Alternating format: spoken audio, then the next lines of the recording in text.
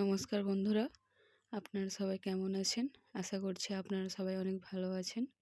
এখন আপনারা দেখছেন ভুতুড়ে ডায়েরি 01, সাথে আমি সালমা। আজ আপনাদের সাথে একটা ছোট্ট গল্প শেয়ার করব। তো গল্পের নাম হলো ঝড় বৃষ্টির রাতে গাছের তলায়। সেই রাতটা ছিল অদ্ভুত। আকাশে কালো মেঘ জমে উঠেছিল, আর হঠাৎ করেই শুরু হলো ঝড় বৃষ্টি। বিদ্যুৎ চমকাচ্ছে, বাতাস, গাছগুলো কাঁপছে, যেন কেউ তাদের টেনে ধরেছে। রাহুল সেদিন গ্রাম থেকে শহরে ফিরছিল, কিন্তু মাঝপথে ঝড় এতটাই বেড়ে গেল যে সে বাধ্য হয়ে রাস্তার পাশে একটা বড় পুরনো বট গাছের নিচে আশ্রয় নিল। গাছটা দেখতে অদ্ভুত ছিল। মোটা শিকড়গুলো মাটির উপরে উঠে এসেছে, যে কারো হাত। বৃষ্টি পড়ছে। হঠাৎ রাহুল শুনতে পেল, এখানে কেন দাঁড়িয়ে আছো?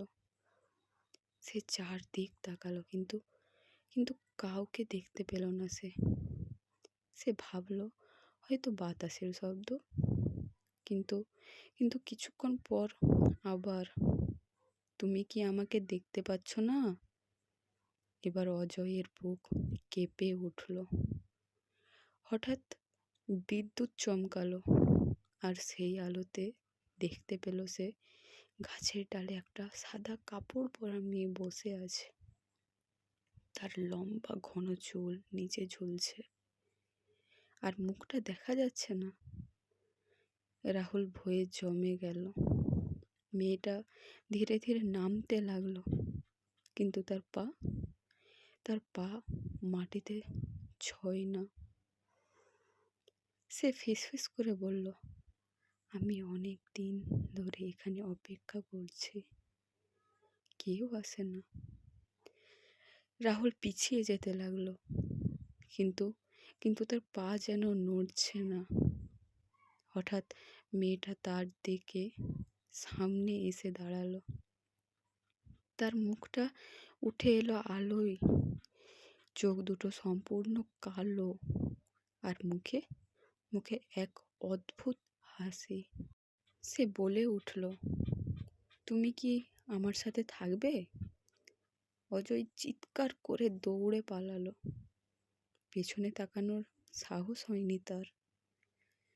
পরের দিন সকালে গ্রামের লোকেরা শুনল, সেই বট গাছের নিচে কেউ রাতে দাঁড়ালে একটা মেয়ে তাকে ডাকে, আর কেউ যদি তার ডাকে সাড়া দিয়ে দেয়, সে আর কখনো ফিরে আসে না।